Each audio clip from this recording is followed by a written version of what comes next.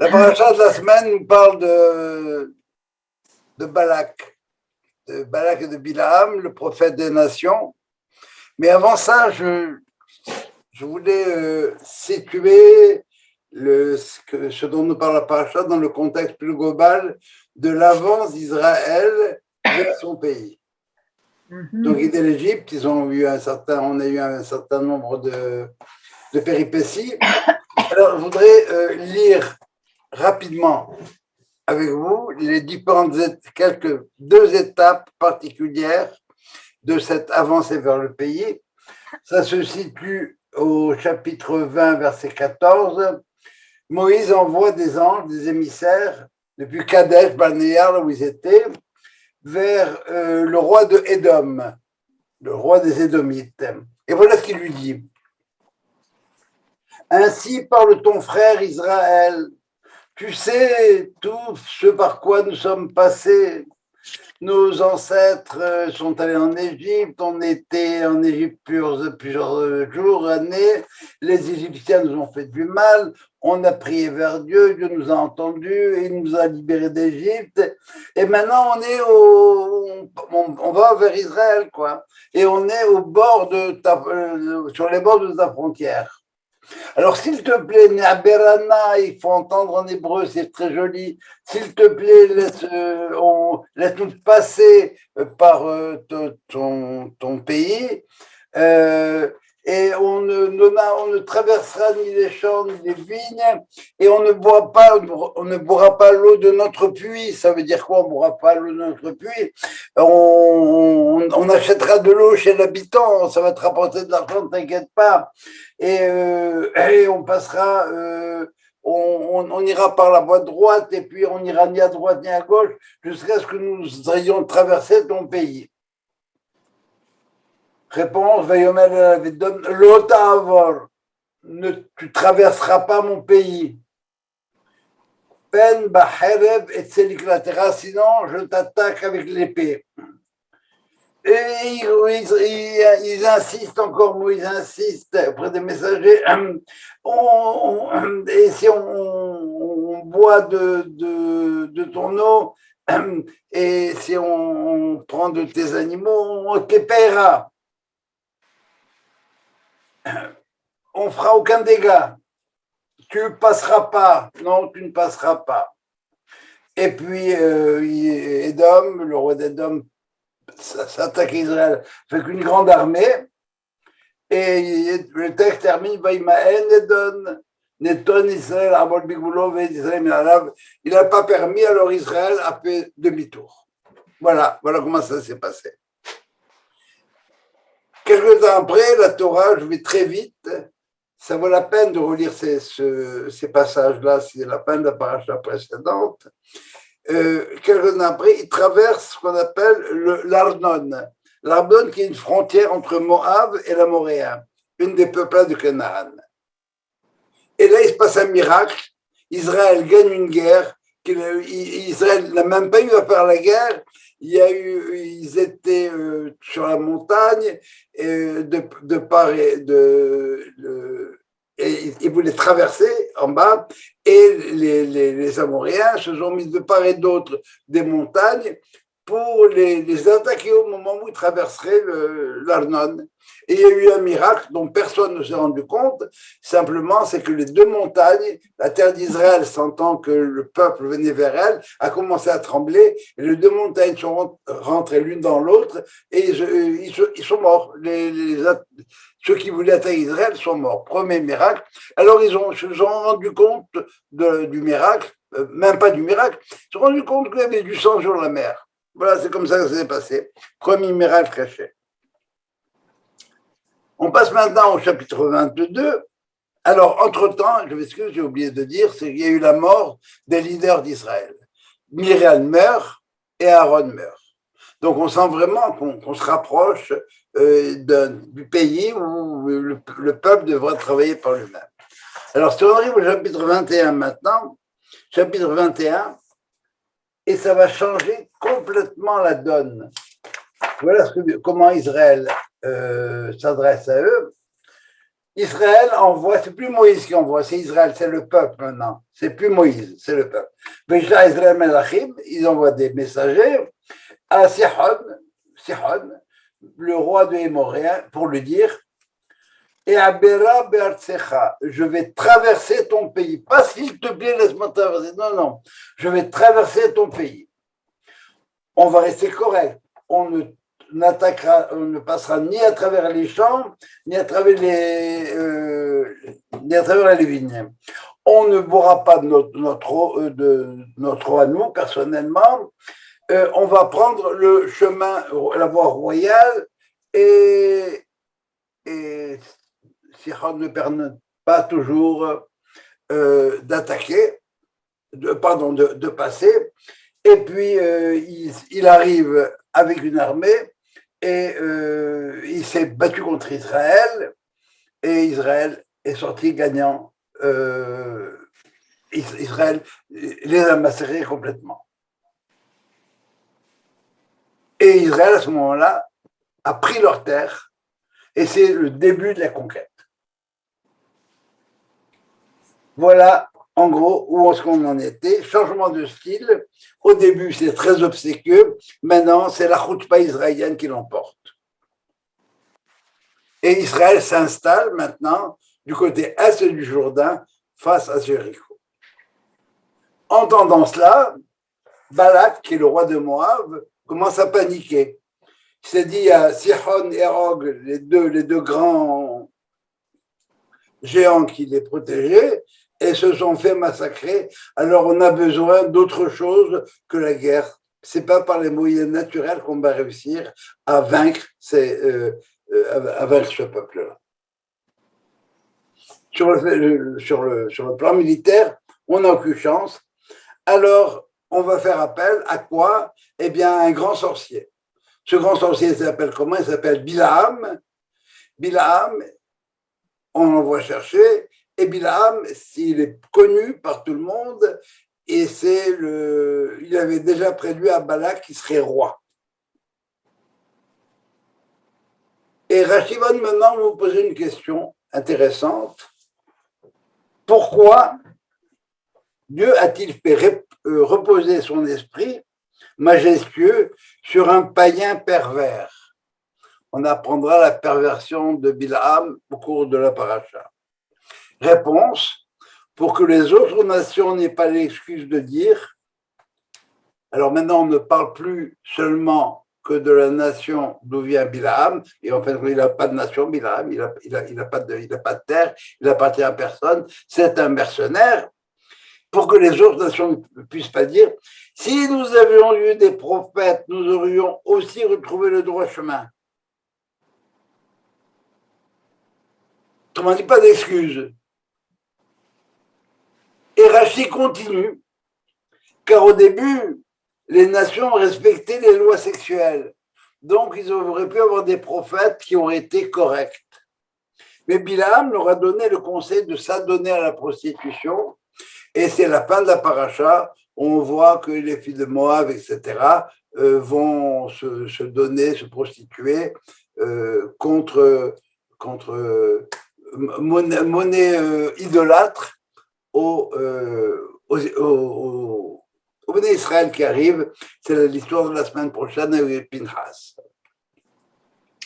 En 3 lignes, Rashi résume tout le problème de la différence entre les prophètes des nations et les prophètes d'Israël. Pour que les autres nations, pas seulement Balak de Moab, non, toutes les nations. Alors, si vous pensez que c'est un mythe qui a été inventé par la Torah, complètement faux. En 67, on a découvert des temples avec des stèles où il y avait écrit le nom de Bilaam. C'est donc quelqu'un qui était très, très, très, très connu. Bilaam n'est pas une exception. Dieu, dans le monothéisme intégral qui est le nôtre, Dieu, c'est le créateur du monde, il n'a pas créé que Israël. Dieu parle à tout le monde, il parle à Adam, à Avimelech, à Pharaon, à Laban. Tout le monde peut être prophète ou avoir l'expérience de la prophétie. L'expérience de la prophétie, ça s'appelle Ruach HaKodesh. Qu'est-ce que c'est que la prophétie? C'est la capacité d'écouter la parole de Dieu. Une parole qui vient d'ailleurs, interpréter la parole de Dieu. Et par la suite, c'est devenu un prophète qui a eu une déviation de l'origine, c'est prédire l'avenir. Dans la Torah, en conclusion de la Torah, on affirme que cette capacité prophétique n'est pas réservée à Israël. Dans les dernières lignes de la Torah, il y a écrit Velo kam nabi od beIsraël ke Moshe. Il n'y a pas eu en Israël un prophète de l'envergure de Moïse. Et les Chachamim disent pourquoi tu précises en Israël? Parce qu'en Israël, il n'y en a pas eu. Mais chez les autres nations, il y en a eu. C'est qui avait l'envergure de Moïse? C'était Bilam Aracha. Il avait l'envergure de Moïse? Il avait une envergure parfois supérieure à Moïse dans certains cas. bon. Il y avait des choses qu'il ne savait que Moïse ne voulait pas savoir. Comment est-ce qu'on dit Navi, comment on dit prophète en hébreu? C'est Navi. Ça vient du mot Niv. Niv, c'est la capacité de parole. Boré Niv Sefateim qui a créé la parole des lèvres. On est capable de parler, la locution. La locution en deux mots. Cette capacité prophétique universelle, je dis bien, ça s'arrête avec Malachi, le dernier prophète. Et qu'est-ce qu'il annonce? Eh bien, il annonce que ça va revenir avec qui? Avec Élie. Elle s'arrête, cette prophétie, elle s'arrête. Dieu continue à émettre, le son continue à être émis. Elle s'arrête lorsque Dieu a retiré de l'ordinateur la carte, qui était la carte mémoire, qui enregistrait la parole. On ne l'a plus. Elle va revenir, mais on ne l'a plus comme telle. Et dans notre paracha, et puis ça s'est fait, on l'a étudié ça, à quel moment? Au moment de Esther. Véanouri, Aster, Astir, moi je retirerai ma face. Et tu retires sa face, alors la carte mémoire qui permet. Comment ça porte un nom en informatique, cette carte-là? La carte qui permet la carte maîtresse. Non, Alain? Je t'entends pas, tu es en mute. Tu es en mute, Alain. La reconnaissance verbale? Je sais pas, un truc comme ça, une carte qui permet de reconnaître. La reconnaissance verbale, peut-être. Salut, Jacques. Dans le paracha, on voit que on voit que l'ânesse va parler. On sait que le serpent a parlé déjà. Et le Rav Kook pose la question, on pose la question au Rav Kook, on dit comment ça se fait que l'ânesse parle? Il répond par une autre question. La question, c'est pas ça. C'est pourquoi les autres animaux ne parlent pas. Il y a quelque chose qui bloque.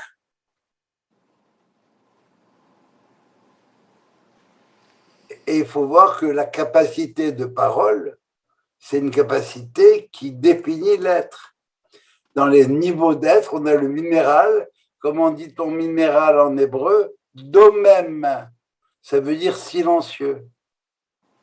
Végétal, tzomeya. Celui-là, bon, il est pas fixe, il commence à bouger, il pousse. Et après ça, le hay, le vivant, l'animal. L'animal, eh bien, lui, non seulement, bon, il bouge, il se nourrit, etc. Et finalement, le quatrième niveau, c'est l'homme, Hayam Daber, le vivant parlant. Le Kuzari va ajouter une cinquième dimension, c'est laquelle? C'est le prophète, celui qui est capable d'avoir, de comprendre, qui est suffisamment évolué, et on verra dans quel sens tout à l'heure, pour être capable d'être le réceptacle de la parole de Dieu, pour pouvoir la transmettre. Alors, dans notre paracha, qu'est-ce qu'on voit? Eh bien, on voit d'abord que l'ânesse, s'élève un petit peu au niveau de l'homme et que Bilam, l'homme, s'élève au niveau du prophète. Pour les modernes, depuis un certain temps, il n'y a pas d'expérience de ce type. Et non seulement ça, mais il y a une grande méfiance, un grand scepticisme par rapport à la prophétie. Pourquoi? Bien parce que ça a cessé. On a oublié qu'il y a eu un temps où la parole était à la portée, la parole de Dieu était à la portée de l'homme. On a perdu cette sensation-là. Chez les Goïm, à l'époque, comment s'exprimait, si vous voulez, le prophète, et je parle des vrais prophètes, mais il s'exprimait dans le mythe. C'était quoi le mythe? C'était une histoire racontée en chant, au théâtre, en poème. Après l'arrêt de la prophétie, ça s'est arrêté, et qu'est-ce qu'il est resté? Bien le style, simplement le style. Mais il n'y avait plus tellement le même contenu. Et cette expérience-là, de l'arrêt de la prophétie, elle est datée. On va faire très peu d'histoire par rapport à ça. Un monsieur qui s'appelle Karl Jasper, un philosophe allemand, a défini ce qu'il appelle la période axiale, qui se situe pour certains entre moins 800 et moins 200, et pour d'autres entre moins 500 et moins 300. Il remarque le passage du mythe à une nouvelle forme de pensée. La philosophie en Grèce, avec Homère, Platon, Confucius en Chine, Bouddha en Inde, Zarathustra en Iran, Isaïe et Jérémie en Palestine. On passe du narratif à l'analytique. Le narratif, c'était le mythe, avec tout ce qu'on connaît sur les mythes, et l'analytique, c'est la philosophie. On passe de l'implicite à l'explicite, de l'hétéronome, la parole qui vient d'ailleurs, à l'autonome. Jasper n'a pas eu tellement de succès dans sa théorie. Elle a été retenue, mais sans plus. Mais très récemment, il y a moins de 10 ans, un certain monsieur qui s'appelle Jürgen Habermas, un des plus grands philosophes contemporains, a repris et défendu sa théorie de la période axiale. Et Paul Ricoeur, un protestant, un philosophe protestant, dit « Le mythe donne à penser ». Ça veut dire quoi? Ça veut dire que derrière le mythe, il existe une sagesse. Comment est-ce qu'on peut expliquer ça? Eh bien, s'il n'y a plus de prophétie, il n'y a plus de quoi parler. On a perdu la prophétie. Imaginez un poète ou un artiste qui crée une œuvre littéraire, artistique, etc. Qu'est-ce que fait le prof? Eh bien, il peut faire qu'une seule chose, c'est critiquer cette œuvre-là, de manière positive ou négative. On analyse. C'est ça la philosophie. La philosophie, qu'est-ce que c'est? C'est une critique du mythe. Il y a eu la critique biblique, mais aussi la critique littéraire, la critique artistique, la critique cinématographique, etc., etc.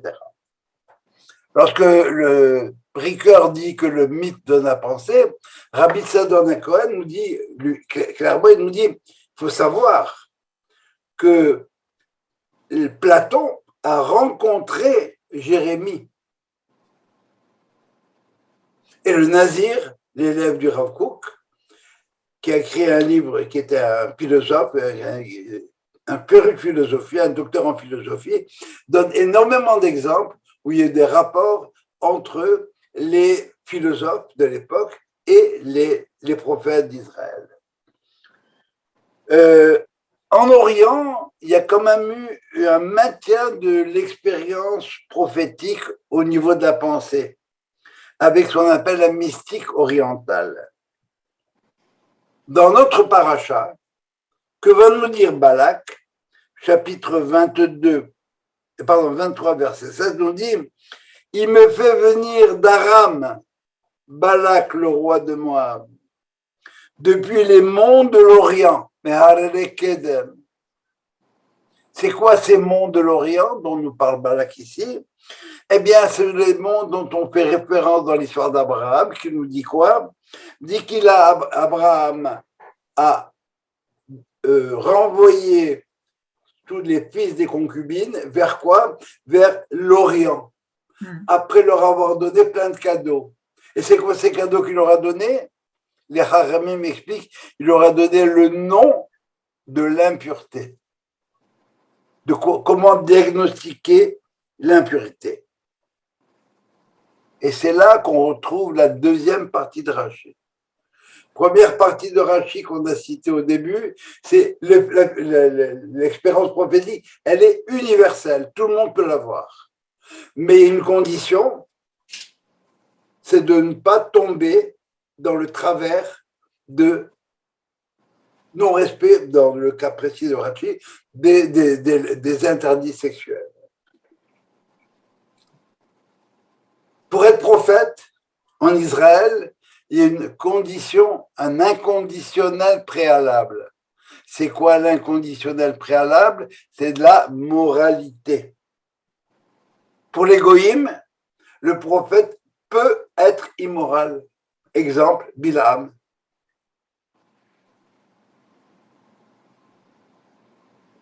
Pirkei Avot va nous dire la chose suivante. Chapitre 5, verset 22. Je résume parce que je ne veux pas me perdre dans les textes, je donne l'essentiel.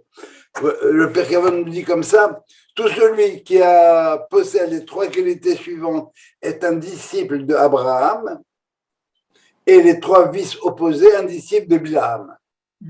Alors, je vous résume ça. Le premier, c'est Aïn Tova, un regard bienveillant. Quand je regarde des choses, je peux voir le verre à moitié plein ou le verre à moitié vide. Quand je regarde des gens, je peux avoir un regard sympathique pour eux ou un regard critique, on ne peut plus, comme ça. Eh bien, si tu as le regard sympathique et pas le regard critique, eh bien, c'est Aïn Tova, tu fais partie des disciples d'Abraham. Les disciples de Bilam, c'est Aïn Ra, un mauvais œil. Mais mauvais œil, ce n'est pas une bonne traduction, c'est un œil mesquin, un œil jaloux. Regarde-moi celui-là, regarde-moi comment il est, regarde-moi comment il parle, regarde-moi ce qu'il dit, etc. C'est ça, Aïn Tova, Aïn Ra, le regard bienveillant opposé à la mesquinerie et à la jalousie. Deuxième qualité pour Abraham, Ruach Nemucha, l'humilité. Quelqu'un qui est humble, naturellement humble. Par opposition, chez Bilam, Ruach Gevoa, l'ego démesuré, l'orgueil. Troisième qualité, Nefesh Shefela, l'âme basse, si vous voulez, qui on ne se met pas de l'avant, c'est-à-dire l'abnégation, on peut traduire ça. Par opposition, Nefesh Ketzara, l'ambition. Il n'y a rien d'assez beau, toujours plus haut, toujours encore plus. Alors vous voyez que ces trois qualités-là, ce sont des qualités essentiellement morales. Et la surprise ici, c'est quoi? C'est qu'on compare Bilam avec Abraham. Qu'est-ce qui ne va pas dans cette comparaison-là? Pourquoi on compare Bilam avec Abraham? Je vous écoute. Pour montrer tout ce qui les oppose. Bon, ça, c'est le texte qui le dit. Mais ma question, elle est ailleurs. C'est pas avec Abraham qu'on devrait comparer Bilam. C'est quoi Bilam? Il est défini comme quoi? Comme un prophète. Ah ouais, mais bon. Donc, avec qui on devrait le comparer? Avec Moïse. Moshe. L'autre? Avec qui? Avec Moshe. Eh bien, c'est ça, Moshe. Mais là, on ne le compare pas dans le Pirkei Avot avec Moshe. On le compare avec Abraham. Pourquoi? Eh bien, il faut comparer prophète avec prophète. Bien sûr qu'Abraham était aussi prophète, mais pas de la même envergure que Moshe.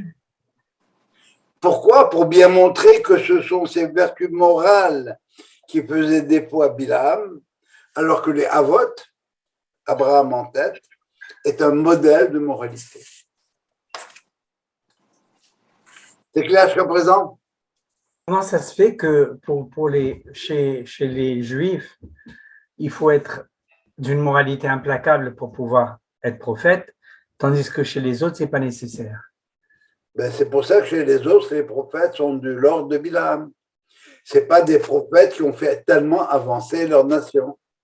Les prophètes, c'est pour ça que les prophètes des nations les ont conduits souvent au bord du précipice et ils les ont même un petit peu poussés. Okay. Donc chez nous, les prophètes, ça reste des modèles à tous les niveaux. On les a contestés, mais on n'était pas d'accord sur ce qui se faisait. Mais c'était quand même ça. Aussi pour calmer les goïms, comme quoi eux aussi, ils ont un prophète. Non, oui, c'est ce qu'on a dit, mais la question d'Alain, c'est pourquoi chez nous, ça doit être moral. Parce que si c'est pas moral, c'est suspect. Donc, le don de la prophétie, chez nous, ça arrive avec une moralité implacable. Le don de la prophétie ou l'expérience prophétique à différents niveaux, parce qu'il y a différents niveaux d'expérience de la prophétie. Même pour Moïse, c'est le seul qui était face à face avec Dieu. Chez les autres, c'était un peu différent. Tout le monde est prophète, mais seulement à quel niveau? Eh bien, chez nous, il faut absolument, c'est pas moral, il ne comprendra rien à ce que Dieu veut dire. Et chez les goïms, eh bien, on voit bien avec Bilam. On va voir tout à l'heure avec Bilam que c'est un prophète qui n'avait pas de peuple en fin de compte. On va nous dire Bilam, c'est Beloam, il n'a pas de peuple. C'est un, ça va? C'est un mercenaire. Tu m'achètes, je maudis. On dit qu'il s'exprimait, Bilam, comme les prophètes des nations, il ne s'exprimait que la nuit et pas. On va y arriver. On va expliquer pourquoi il s'exprimait que la nuit. D'accord.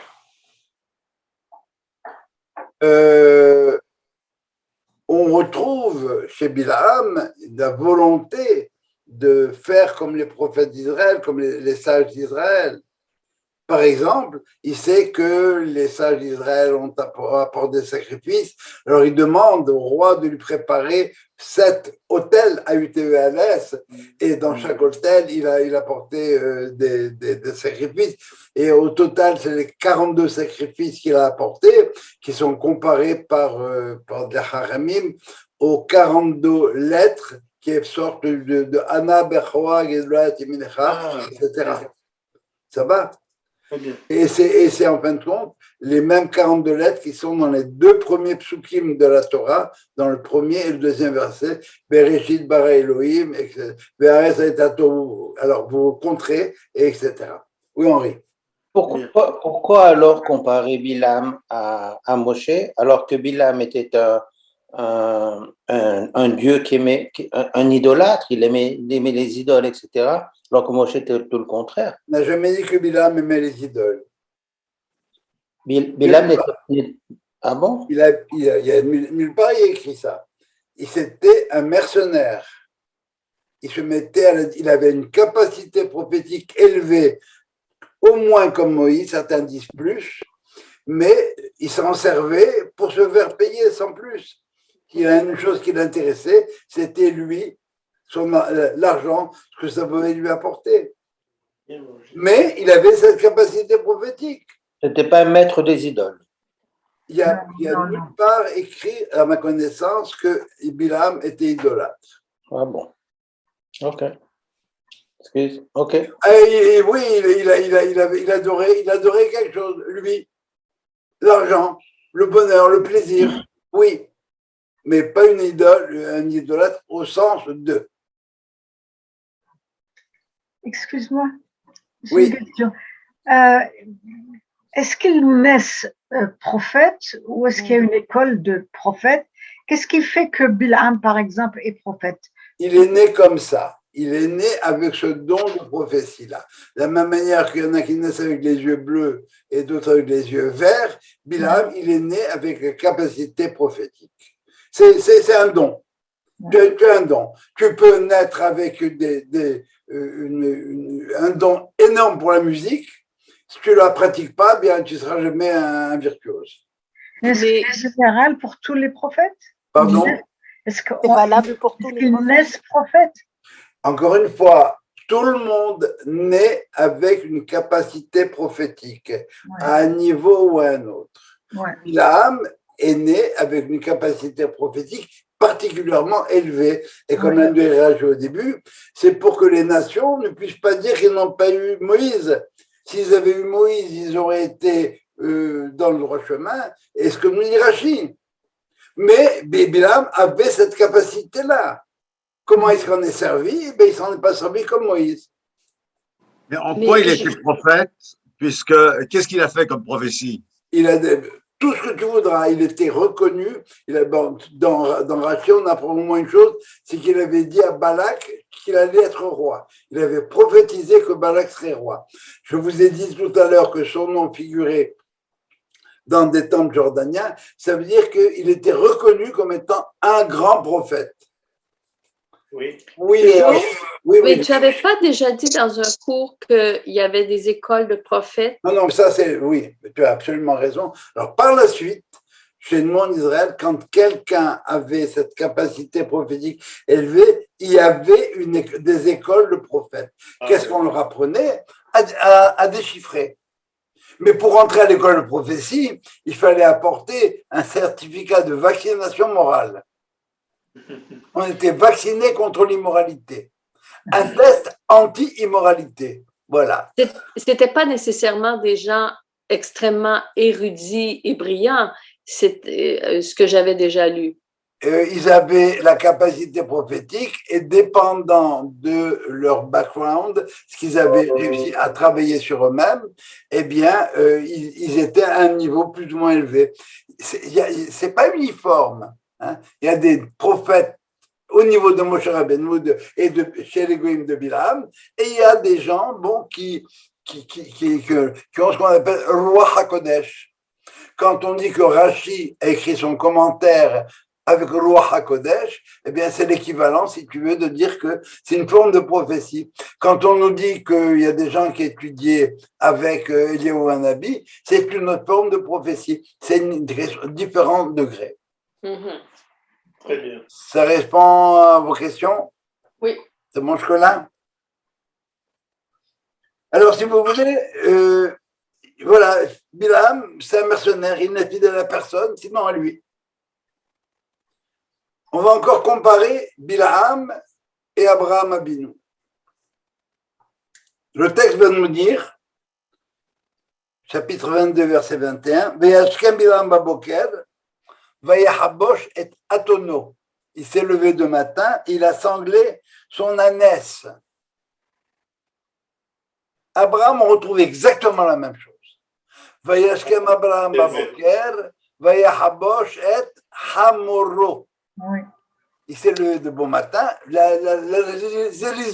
l'empressement de l'un et de l'autre, on n'a pas de temps perdu, il faut que je le fasse tout de suite. Il est drivé par une impulsion, c'est viscéral. Il faut le faire vite, vite, vite. Une seule différence. Pour l'un, il sangle son ânesse, et pour Abraham, il sangle son âne. Qu'est-ce que ça veut dire, nous dit le Maharal, pour Abraham, Vaya Habosh et Hamoro, ça veut dire qu'il a réussi à maîtriser la partie Homer, la partie matérielle qu'il y avait en lui. Et il nous dit, c'est un rapport avec l'âne qui est un rapport masculin, une relation, c'est une relation masculin-masculin. Ça veut dire une relation où il n'y a pas de rapport. C'est une relation et il n'y a pas de rapport. Ça veut dire que, bon, je suis toute la dimension matérielle, toutes les pulsions qu'il peut avoir en moi, eh bien, j'ai réussi à la maîtriser. Ça, c'est Abraham. Avec Bilam, c'est pas du tout la même chose. Vayahabosh est atono. Ça veut dire qu'il était englué dans la matière. C'est un rapport masculin, relation masculin-féminin. Et quand il y a relation masculin-féminin, il y a rapport. Et les Hachamim vont nous dire tranquillement, cette ânesse-là, eh ben, il était marié avec elle. Il n'avait pas trouvé de femme et il a trouvé un âne. Il a dit c'est un miracle. C'est un ânesse, l'ânesse. Voilà, ça c'est pour Arthur. Elle est Ah, bonne. très bien, très bien. Et j'aime beaucoup d'ailleurs. Tant mieux. Tu peux reproduire. Il est englué dans la matière. Alors, quand on est englué dans la matière, il n'y a plus de sechel. La tête, elle ne peut plus fonctionner. On perd la tête. Abraham, il a réussi à maîtriser la dimension matérielle. Et bien, par conséquent, le sechel peut s'ouvrir. C'est comme ça. Ça va jusque-là? Pas de questions? Ânesse en voyage de noces. Alors donc, dans la troisième tentative, alors maintenant, ça court, hein. Je voudrais montrer comment est-ce que Bilam, il sait Dieu, il connaît Dieu, il sait que Dieu lui a dit seulement ce que je te mettrai dans la bouche, tu pourras dire. Alors, je voudrais essayer de montrer dans le texte, il aurait fallu, comme je dis toujours, un séminaire pour ce genre de choses. Je voudrais prendre un ou deux exemples du texte pour expliciter cette dimension morale à laquelle je fais référence. 24, chapitre 24.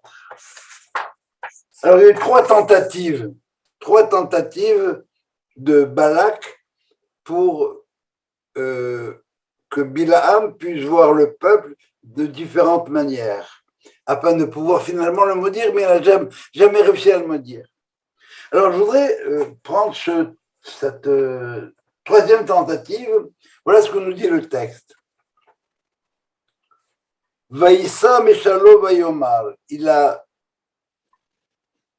commencé à dire, il proféra son oracle pour dire Neum Bilaam, parole de Bilaam, Beno Beor, son fils, c'est Beor.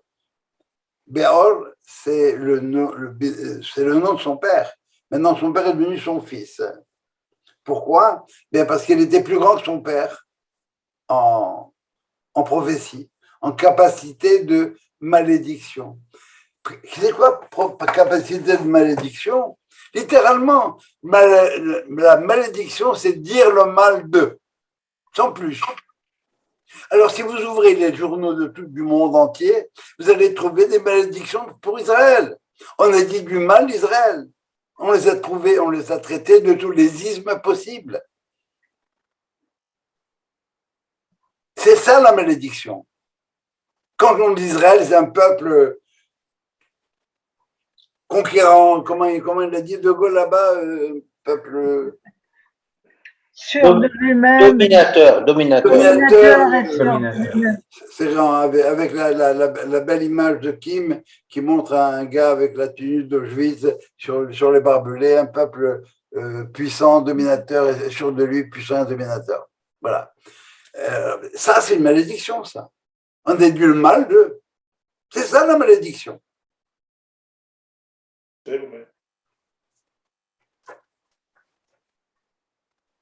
Alors,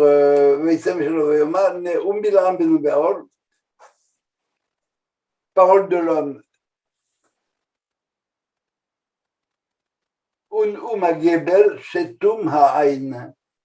Et voilà la parole de l'homme clairvoyant. Il pouvait voir. Théorie, il pouvait voir. Il a vu. C'est un prophète. Il savait ce que Dieu voulait, il savait ce que Dieu allait faire, etc. Verset 4. Neum Shomeya Imreel. Parole, oracle de celui qui entend le verbe divin. Hachel Mahazé Shaddai Hazé, qui perçoit la vision du Tout-Puissant. Voyez-vous à quel niveau il est? Et il est conscient de ça. Nofel, il tombe, il s'étend, Ugloui Enaïm, et ses yeux s'ouvrent.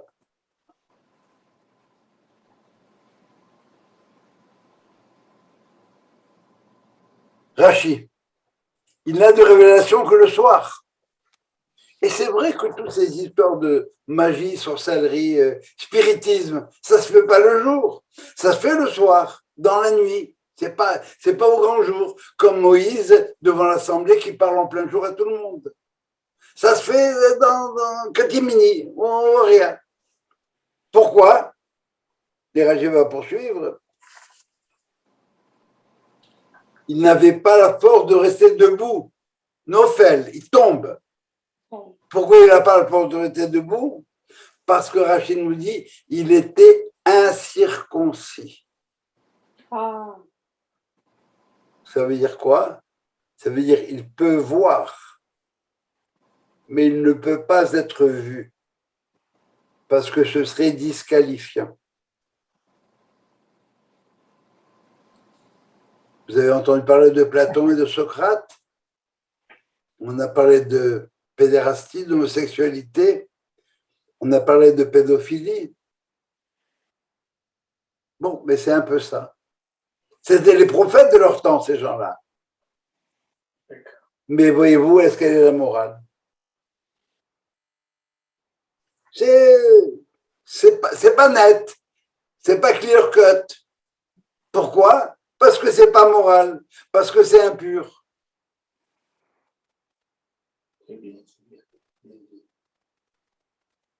Et maintenant, comment Bilam, il sait que il ne peut dire, ne sortir de sa bouche, que ce que Dieu lui permettra de sortir de sa bouche. Alors, comment est-ce qu'il peut avoir l'idée de maudire Israël? Eh bien, dans l'accentuation de ce qu'il dit. Tous les matins, tous les jours, quand on va à la synagogue, quand on rentre à la synagogue, on dit une phrase qui est tirée de quoi? De Bilam. Et c'est ce qu'il dit. Vayal, il a vu Israël. Et qu'est-ce qu'il a? Il a vu Israël campant par les tribus. Et ce qu'il a pu voir, c'est quoi? C'est que de chacune des tentes, on ne pouvait pas voir ce qui se passait chez le voisin. Où est-ce qu'on a vu ça à Montréal? À l'Expo. Et il se trouve que c'est un Israélien qui a construit l'Expo 67. Où que vous soyez dans le building, vous ne pouvez jamais voir ce qui se passe chez le voisin. Et là, il a dit, Matovu ohalecha Yaakov. Quelles sont belles tes tentes, ô Jacob, Mishkenotera, tes demeures, Israël. C'est pas magnifique, ça? By the way, c'est la seule bénédiction, malédiction, entre guillemets, je vous expliquerai pourquoi tout à l'heure, qui soit restée. Toutes les bénédictions, malédictions de Bilam se sont avérées dans l'histoire parce qu'Israël a dévié. On a eu des pépins, sauf celle-là. Pourquoi? Bien parce qu'il y a toujours eu Matovu ohalecha Yaakov Mishkenotera Israël. À quoi il pensait Bilam? Elles sont belles tes tentes, Jacob. Oh, magnifique. Reste dans les tentes. Mishkenotera Israël, tes demeures Israël. Reste dans ce genre de demeure. Ne va pas te construire un temple à Jérusalem. T'es magnifique ce que tu es. Pourquoi tu veux plus? Voilà l'intention qu'il y avait derrière. Effectivement, à travers l'histoire, c'est parce qu'on était capable de rester dans nos tentes Chacun Et ses temps. dans nos bâtés Kenessiot, nos bâtés Midrashot. Alors, qu'est-ce qu'on dit? On reprend cette phrase de Bilam, parce que malgré lui, il était obligé de le dire, mais avec une autre intention. Matovo Alecha Yaakov. On rentre à la synagogue. Waouh, on n'a plus les temps de Bilam, maintenant on a une choule. Nos demeures, elles sont magnifiques. Et on ajoute une phrase. Va'ani berov hasdecha. Et moi, grâce à ta générosité, avo betecha. Je viens dans ta maison. Eshtahave el edrat kochecha. Je me prosterne devant la splendeur de ta sainteté, en espérant que bientôt on puisse le faire dans le temple de Jérusalem. Voilà encore une fois comment Bilam pensait arnaquer Dieu. Voilà, moi j'ai dit des choses bien.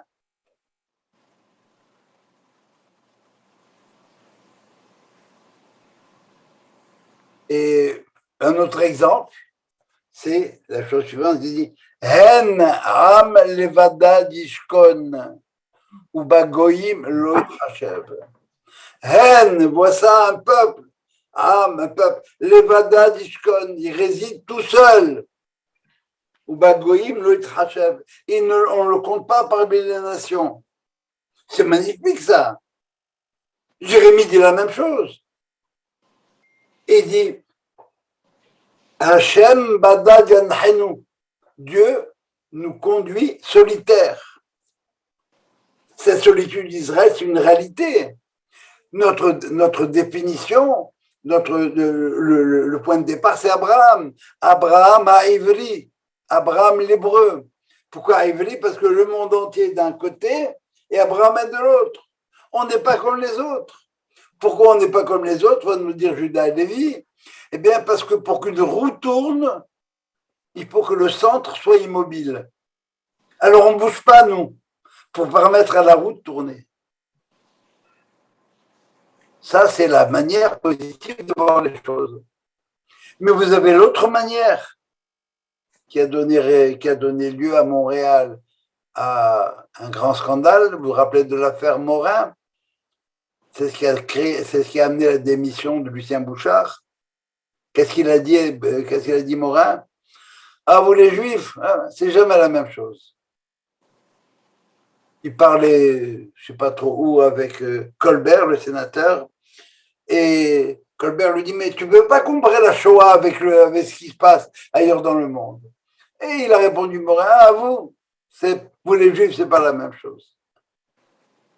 Voilà une autre façon dont Bilam voulait arnaquer Dieu. Voilà, j'ai fait une autre façon de le dire. Dans l'intention. Ça va jusque-là? Des questions? Alors, ce qui aurait été, bon, si on avait eu le temps, on aurait pu faire une analyse des différentes, des trois bénédictions distinctes qu'il y a pu avoir. Par exemple, la première, si Kimerosh Solim Eren, je le vois depuis le début de son rocher, il s'agit d'Abraham Abinu. Et le Midrash va dire oui, si tu as un apprenti bûcheron qui veut abattre un arbre, qu'est-ce qu'il va faire? Il va commencer à couper les branches l'une après l'autre et il s'attaquera à l'arbre par petits bouts. Mais si c'est un bûcheron expert, il va déraciner l'arbre. Et c'est ça ce qu'il voulait faire Bilam. Mais Rosh Sulim, tu m'attaques à Abraham. Ça veut dire quoi? Bon, mais Abraham, c'était quelqu'un, mais par la suite, qu'est-ce qui s'est produit? Voilà un petit peu la philosophie de Bilam. Comment cette impureté, comment ses défauts, si vous voulez, son égocentrisme l'amène même avec Dieu. Alors, j'aimerais, si ça ne te dérange pas, comprendre comment il a arnaqué Dieu dans sa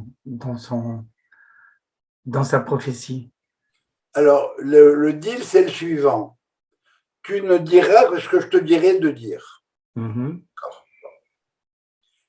quand Dieu lui dit ça dans sa bouche, met ça dans sa bouche, alors on va prendre le deuxième verset.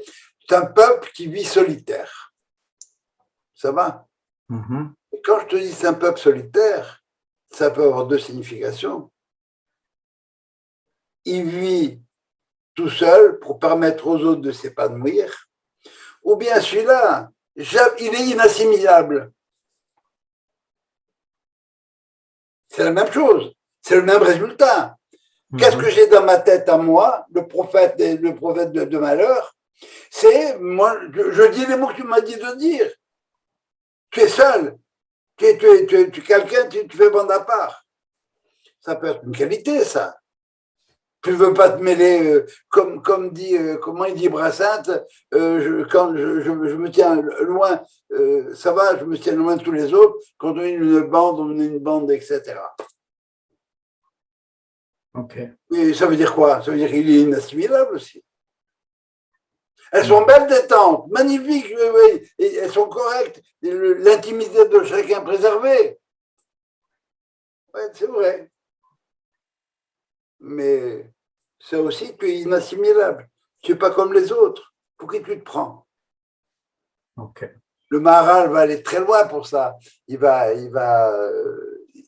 prendre le mot haine. Haine, c'est he et nun. Ça va?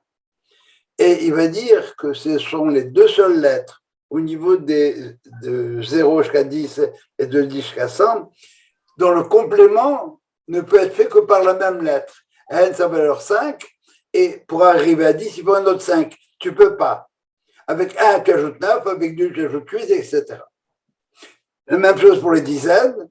Avec 20, tu ajoutes 80 pour avoir 100. Avec 40, tu ajoutes 60 pour avoir 100. Mais non, c'est 50. Alors le complémentaire, c'est 50. Donc c'est vraiment un peuple, effectivement, on n'est pas assimilable. C'est vrai, parce que si on s'est assimilé, mais il n'y aurait plus personne pour amener les brebis égarées. Alors dans notre temps, où est-ce qu'on retrouve un petit peu, si vous voulez, cette dimension du mythe? Eh bien, c'est qu'on arrive en fin de parcours et c'est comme quand on a un poste de radio à galène, vous n'êtes peut-être pas connu, vous vous en souvenez, poste de radio à galène, avant d'avoir la tonalité, on entend des grincements, hein, etc. Eh bien, il y a un retour de prophétie, quelque part, il y a un retour au mythe. C'est M. Freud qui a inventé ça, la psychanalyse. L'inconscient, le ça. Eh bien, il s'est servi de la mystique grecque. Il relie les phénomènes à la mythologie, le complexe d'Oedipe. On commence à comprendre le mythe de l'inconscient. Mais c'est au niveau impur, encore une fois, au niveau de la sexualité. Il est resté, il commence à expliquer ce phénomène-là, dans ce qu'on appelle, il explique le premier niveau de l'âme, ce qu'on appelle Nefesh Bahamit, l'âme pulsionnelle, l'inconscient pulsionnel. Mais il y a d'autres niveaux. Alors on va y arriver tranquillement, tranquillement, tranquillement. Ce qu'on nous dit maintenant, si vous voulez, c'est que tout prophète qui n'est pas dans la moralité, et Bilam, c'est un zoophile, eh bien, est en danger d'être comme Bilam.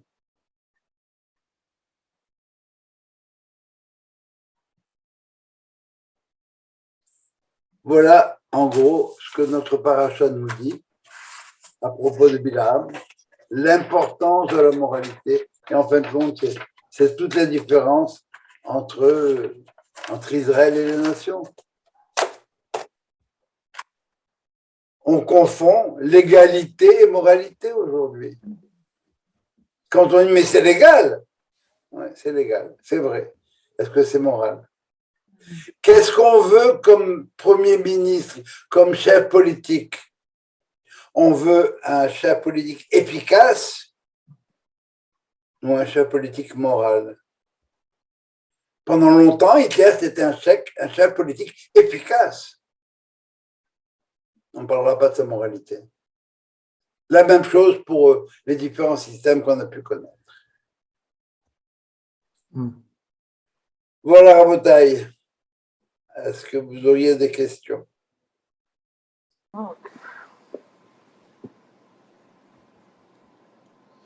C'est intéressant de voir les deux aspects de la prophétie, parce qu'on n'avait jamais vu ça, hein. C'était pas clair du tout. Mais ce qui est important, c'est bien de comprendre, hein, la prophétie est universelle, à différents niveaux, hein, comme tout le reste. La capacité artistique, la capacité sabale de penser, les génies, etc. C'est donné à tout le monde, mais pas au même niveau. Qu'est-ce qu'on en fait? Bilam, il aurait pu être le prophète des nations. Il aurait pu les embarquer là où il fallait. Les nations ont eu les instruments qui leur permettaient d'être au niveau d'Israël, et très vite, on aurait fait un très bon ménage. Ça n'a pas marché. C'est un peu comme le phénomène du Halev Rav, si vous voulez. Le Halev Rav, qui est sorti avec les Hébreux d'Égypte, il a vu des choses extraordinaires. Il les a vite oubliées. Pourquoi? Intérêt personnel. On veut du concret, on veut du tachlès, on veut toucher maintenant. Bon. Ce qui est intéressant de voir, c'est que on revient à la période que j'appelle mythique. Le mythe donne à penser. Il y a une sagesse derrière. Et maintenant, bon, cette sagesse, on l'a perdue. Pourquoi? Bien parce qu'on a oublié, parce qu'on n'a pas oublié. On refuse de croire qu'il y a une période où Dieu parlait aux hommes. Et Orsay, à un moment donné, avait un journal qui est paru en seulement 8 fois, mais très intéressant, très riche. La devise qu'il y avait sur le journal, c'est « Et si la voix s'est tue, l'écho n'est point tari. » Et si la voix s'est tue, l'écho n'est point tari. Ce qu'on a, nous, qu'est-ce qui nous a sauvés? Bien, c'est qu'on a des hachamim qui, à travers la Torah chez Béalpé, à travers tout ce qu'on étudie dans le Talmud et ailleurs, nous ont transmis ces choses-là, ces valeurs-là, et en même temps, nous ont prévenu des dangers qui guettaient l'homme qui était comme Bilam. Et des dangers du pouvoir que l'homme peut exercer lorsqu'il a ces capacités-là.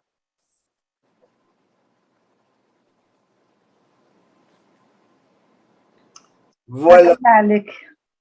Ouais, très bien. Donc là, au début, il y avait la mythologie, et c'est la mythologie qui donnait qui était la philosophie, si on peut. Si on veut. Ensuite, il y a eu. Non, je ne parle pas de chez nous. Je parle de chez les Grecs. Non. Mais alors, très bien. Vas-y, termine ta question, Alain, excuse-moi. Ok. Chez les Grecs, par exemple, il y avait la mythologie. Et ça, c'était une manière de voir un petit peu l'influence des dieux, etc. Ok, parce que les mythologies, c'était les dieux qui se combattaient les uns contre les autres. C'est leur façon d'exprimer le fait qu'il y avait autre chose. C'est ça. Hein. Oui, très bien. Et lorsque ça s'est arrêté, on est passé de la mythologie à la philosophie. Mm-hmm. Parce qu'on n'était plus capable de voir, alors ce qu'on faisait, on a critiqué. Quand les philosophes commencent à critiquer les croyants, eh bien, ils disent ils croient, parce que. Mais ça ne prouve rien. Comme quelqu'un qui sortirait d'un concert extraordinaire, qui dit oui, c'est beau, mais qu'est-ce que ça prouve? Ça prouve rien, bien sûr, ça prouve rien. Mais on n'est pas là pour prouver, on est là pour sentir et ressentir. J'aime beaucoup la phrase qui dit que ça s'éprouve beaucoup plus que ça ne se prouve. Alors, dans le monde Goy, on est passé de la mythologie à la philosophie. Dans la mythologie, on n'avait pas besoin de savoir quelle était l'essence d'un arbre. On voyait tout de suite ce que c'était l'essence d'un arbre. Aujourd'hui, ben, ça dépend. Si tu es bûcheron, l'arbre, ça sert à faire Du feu. du feu, ou bien si tu es charpentier, ça sert à faire des meubles, ou bien si tu es artiste, ça sert à être peindre ce que tu voudras. Mais l'arbre en lui-même, il a une raison d'être. C'est une créature de Dieu. Alors, dans le monde Goy, on est passé de la mythologie à la philosophie, et la mythologie, c'est l'expression des dieux racontée sous forme d'histoire. Mais c'est des vrais, il faut retrouver ce qu'il y a là-bas derrière. Chez nous, on est passé de quoi? De l'hébraïsme au judaïsme. L'hébreu, c'est les contemporains de la révélation. Le juif, il a encore le lien avec ça. Moshe Kibel Torah Misinaï, et ils l'ont transmis jusqu'aux prophètes. Et les prophètes l'ont transmis à qui? Aux gens de la grande assemblée. On ne voyait plus rien, mais on comprenait. Quand Jérémie arrive et dit, quand je ne me rappelle plus qui, il dit on ne peut plus dire Dieu grand, puissant et redoutable parce qu'il n'est pas puissant et redoutable. Quelqu'un vient par la suite lui dit les gens de la grande assemblée ont dit hey, mollo. Non, c'est Jérémie qui dit on ne peut pas dire soit puissant ou redoutable, je ne me rappelle pas. C'est ça sa puissance. Il est capable de se taire quand il voit son peuple être malmené par le reste du monde. Et c'est les Hachamim qui nous ont transmis toutes ces valeurs-là. Et puis, elles sont quoi? Elles sont d'abord et avant tout morales. Et on retrouve, si vous voulez, un peu cette idée-là maintenant dans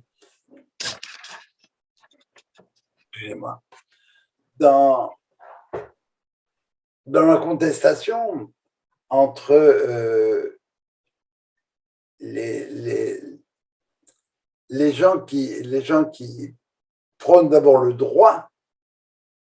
droit de la société en général, et ceux qui prônent le fait de la reconnaissance des différents groupes. Pourquoi est-ce que les religieux, aujourd'hui, n'auraient pas leur place dans l'espace public, comme religieux?